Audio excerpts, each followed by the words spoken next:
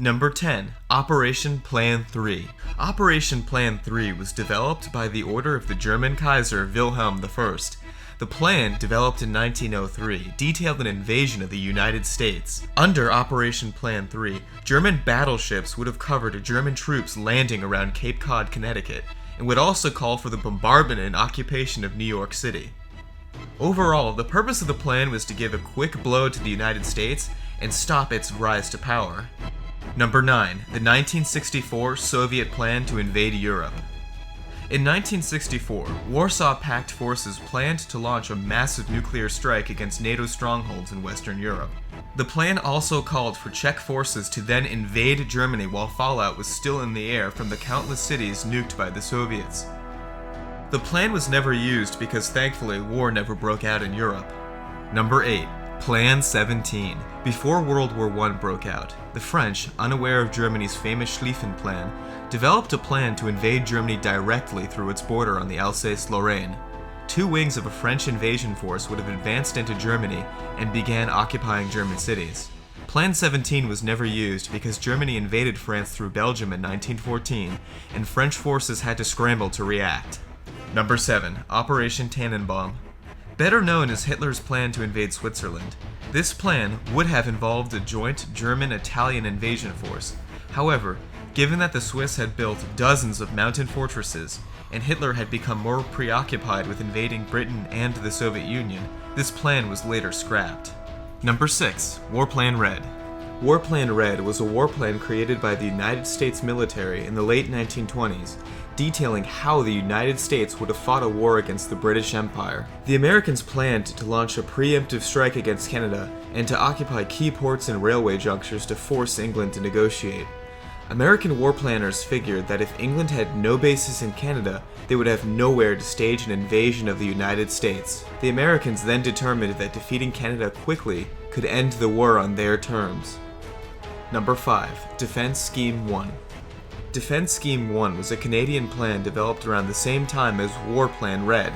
The plan would have involved Canadian troops who would have invaded the United States and occupied New York and Maine while waiting for British reinforcements. The plan was called fanciful and later scrapped. Number 4. Operation Sealion.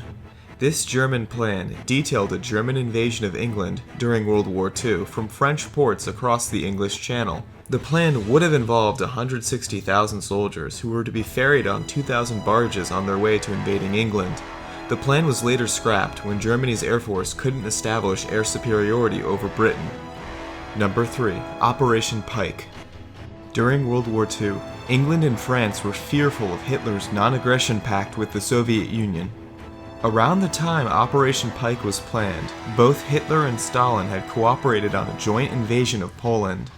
So England and France in retaliation drew up a secret military plan in 1940 to launch a preemptive attack on the Soviet Union. The plan would have involved strategic air raids launched from French and British air bases in the Middle East against Soviet oil facilities in Azerbaijan. They hoped that with oil shortages, the Soviet Union would have stayed out of World War II. The plan was later scrapped when France was conquered by Germany in 1940. Number 2. Operation Downfall. Operation Downfall was developed by the U.S. Joint Chief of Staff to plan out a U.S. invasion of the Japanese home islands. The plan involved 2.5 million soldiers and called for the use of chemical weapons against resisting Japanese forces. U.S. planners estimated that millions would have died if Operation Downfall had gone underway, and the plan was later scrapped when the United States dropped the atom bombs on Hiroshima and Nagasaki.